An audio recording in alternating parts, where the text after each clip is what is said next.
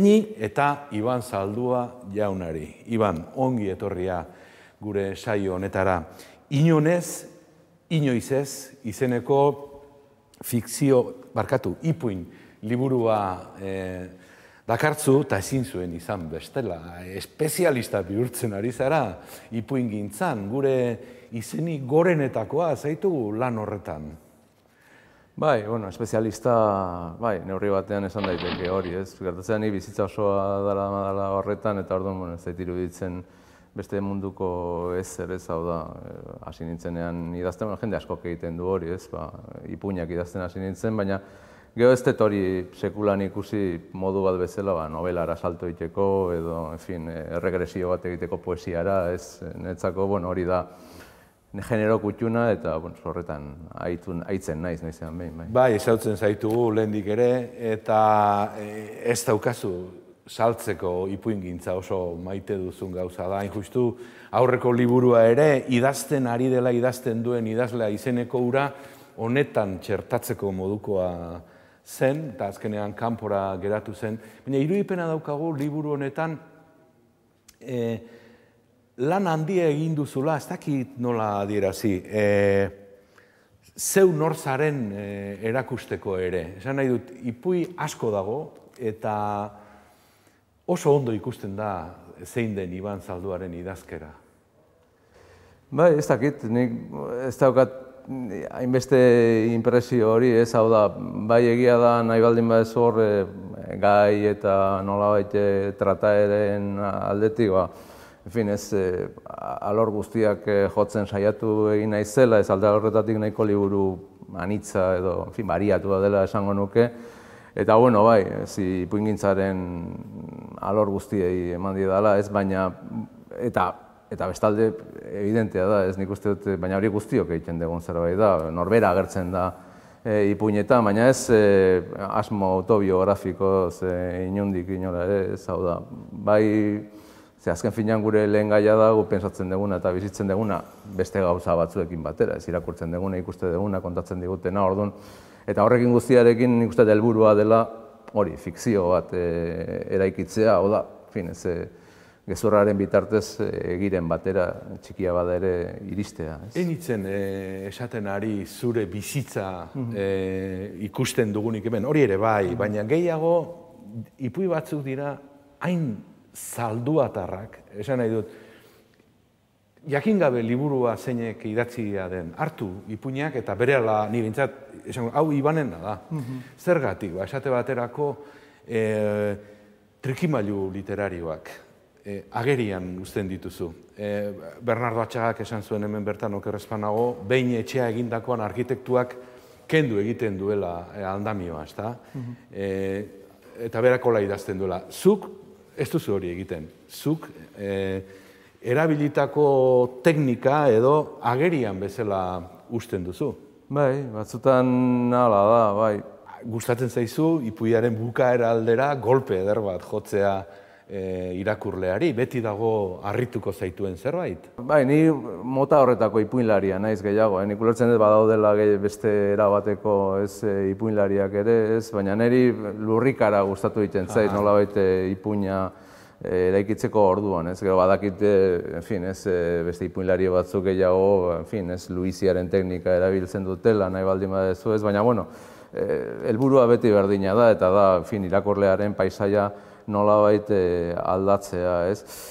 Dena den hori, esate didazu hori oso zalduatarra direla, pozten nago entzutea, zeren beste batzutan esan didaten zuzen ere estilori gabeko idazlea naizela, eta horrek esan nahiko luke agian iristen ari naizela estilo bat garatzera. Nik ez daukat horren argi, baina pozten nago entzuteak. Bai, eta bukaera borobil horiek, harrigarri horiek edo lurrikarati horiek, pixka Maupassantren bidekoak dira, ez? Bai, edo tradizio hori da, eta literatura fantastikoarekin neurri handi batean lotuta dagoena, ez? Orduan, bai, ni tradizio horretan errekonozitu egiten naiz, tradizio horretan hasi nintzen irakurle bezala, eta, ulertzen dut badaudela beste bideo batzuk, eta saiatzen naiz ere erabiltzen, kasu batzuetan, baldin baduzu ez Txehoven edo Catherine Mansfield motako ipuinen ez pixka bat ez geldoago hoien eta zeinetan hori ez lurrikara espaitagoen horren agerian, baina beste tradizioan errekonozitzen naiz gehiago. Bai. Gure borrokaren biharamuneko hizpide nagusia ordea ez da izan tirotrukea bera.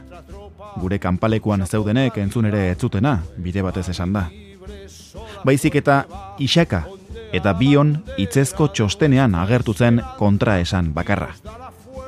Erreketeen artean emakume bat ikusi nuela iruditu zitzaidan niri, ari ez bezala. Ni ia ziur nago horretaz. Emakume bat ikusi nuela iesi, mosketoia eskuetan. Atzera begiratu nuen une haietako batean. Barre egin didate besteek. Gonaz jantzita altzebilen. Adatx lutzea altzeukan edo mototxak? Ruixaren distira sumatu zenion Espainetan, ala? Eta nik, ezin erantzun, emakume itxura hartu niola besterik. Gainontzean, uniforme berdinaz jantzita zioan arren, txapelgorria eta guzti. Margarita bat frontean? Fakziosoek elukete inola ere permitituko. Zu ofizioz eta ogibidez historialaria zara, historia erakusten duzu. Zenbateraino laguntzen dio horrek ipuigileari, historia ezagutzeak, historia akademikoa bederen ezagutzeak? Hombre, nik uste dut bi gauza oso ezberdin direla, eta batzutan traba gehiago egiten duela, hau da, erudikzioak askotan, eta hori novela gintza historiko askotan ikusten dut nik, horrek azken finean literaturtasunerako traba ere izan daiteke. Hombre, egia da, ez kasu batzuetan motibo batzuk edo, testu inguru historiko batzuk ezagutzeko abantaiak ematen dizkizula eta baita abia puntu batzuk. Baina nik uste dut, hau da, bi bide oso ezberdin direla eta neurri batean idazten dudanean fikzioa saiatu egiten ez azten zientziaz nolabait esateko eta beste zerbait oso ezberdin egiten, ez zeren, hau da, egiara iristeko oso modu ezberdinak dira eta ni saiatzen naiz horiek banatzen, ez. Eta izenburua, inunez, inoiz ez, diozu hori dela benetan fikzioaren gertalekua, ez da? Bai, fikzioetan ez, izenburuetan gertatzen da pixka bat, azalekin bezala, ez, uste gauza deigarri bat bilatu behar dela neurri batean, eta niri, ez dakit, izenburuaren sonoritatea gustatzen zitzetan, eta ero bestalde lotuta zegoen bi konturekin, ez alde batetik aipatu dezun horrekin, fikzioa ez da inun, ez da inoiz gertatzen, ez da, ez alako espazio huts bat, ez, eta denbora huts bat, eta hor bete egiten dezuzuk hori, ez, errealidadetik edo, beste lekuetatik hartutako gauzekin, ez. Eta gero, bestetik balio zidan pixka bat, ez, babesa emateko erdiko kaierari nolabait esateko edo erdiko sekzioari, sain zuzen ere, azken urte hauetan Euskal Gatazkak edo izan duen bilakaeraren inguruko ez nolabaiteko nire ikuspegi literarioa babesteko, ez hemen orain deitzen dena eta azkeneko hori. Pixka bat ibilbidea fikzionatzen saiatu nahi zen. Horixe esan nahi nizun, inunez, inoiz ez, horrela dute izen zure liburuko zati lehenak eta azkenak, baina erdian, hemen orain, eta nola ez, Iban Zalduaren gai oso erabilia, zer horrek diozun bezala, ez da? Gure gatazka, zuk lakosa, esan izan duzun hori, ez da? Gure kakoa, edo, ez dakit nola. Bai, hala da, ez da monotematikoa, esanet, bisekzioetan ustez beste oso gai ezberdinak aipatzen ditu dara, edo gai hori nahastuta beste gai batzuekin, ze batzutan paisaia da, eta, batzutan, hor dago kontua, baina agian ez da lehenengo planoan dagoena, ez, baina sekzio horretan edo tal horretan, bai lehenengo planora atera ditu dela pixka bat gai horiek, eta bai, ni hori, aztetan hasi nintzenean idazten onartzen dut, eta horregatik hasi nintzen batez ere literatura fantastikoa egiten, ez neukala bat ere gogorik horri buruz idazteko, hain zuzen ere, idazten nuela beste gauza horietaz horretaz ez idazteko, horretaz azteko, hain gauza presentea baitzen, ez, 80ko hamarkadan, esate baterako, gero ere bai, ez, baina bai sentitu nuen momentu batetik aurrera, horretaz idazteko gogoa, eta bueno, jarraitu indut, ez, hildo horretan, ez bakarrik, baina horretan ere bai, ez, euskal irakurle batzuentzako matraka gehiegi ematen dugu kontu honekin, eta onart dezaket egia dela, egia izan daitekeela. Baina, bueno, nik uste dut, nire kasuan jadala hori, ezin diot itzuli egin gaiari, eta, bueno, noizean behin, sentitzen dut beharra, ez? Lehengoan editore batek esan zidan, bere ustez, gaur egun Euskal Letren gailurra ipuigintzan dagoela. Ez dakit iritzi berekoa zaren. Novela baino askoz finagoak iruditzen zaizkiola ipuinak.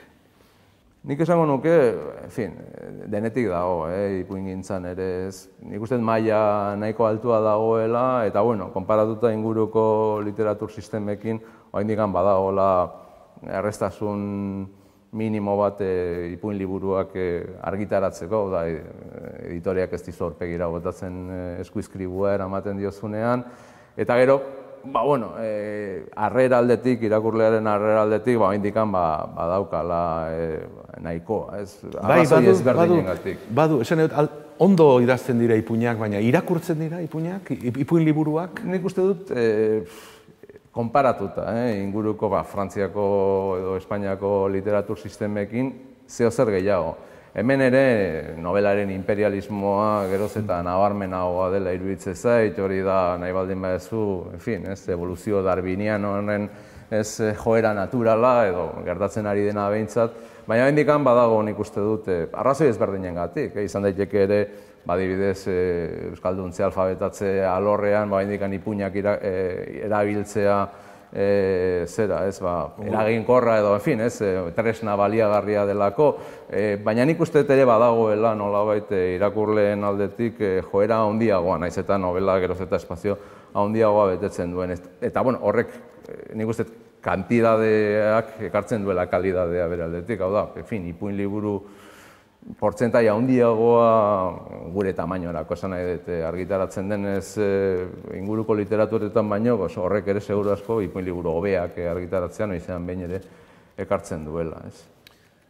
Eskerrik asko, Iban Zaldua, inunez, inoiz ez, elkarretxean atera duzu, baina profitatuko duzu hemen zarela, orain datorren erreportajea autofikzioari buruzkoa da, oso modan dagoen materia du hori, zer iritzi daukazu?